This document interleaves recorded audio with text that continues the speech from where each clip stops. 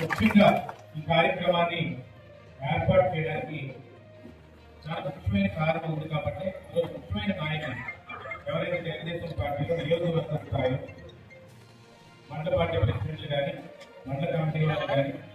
Ward committee కానీ కౌన్సిలర్లు కానీ ప్రతి ఒక్కరు కూడా ఇక్కడ ఆహ్వానించడం జరిగింది. ఎందుకంటే మనందరం ఒక కుటుంబం కింద పనిచేస్తుంటే వెళ్తున్నాం. ఆ కుటుంబం కింద పనిచేస్తున్న సమయంలో పార్టీని మరింత పటిష్టపరచడానికి బలపరచడానికి అన్ని విధాలుగా కూడా ముందుకు వెళ్ళడానికి అని చెప్పి మన అధిష్టానం నుంచి ఏ నిర్ణయం తీసుకున్నా కూడా దాన్ని శిరసావహించి ముందుకెళ్ళడం మన బాధ్యతగా పెట్టుకుంటూ ముందుకెళ్తాం. దానికి లాస్ట్ 5 years కూడా ఎన్నో కష్టాలు అనుభవించినా ఎన్నో నష్టాలు అనుభవించినా కానీ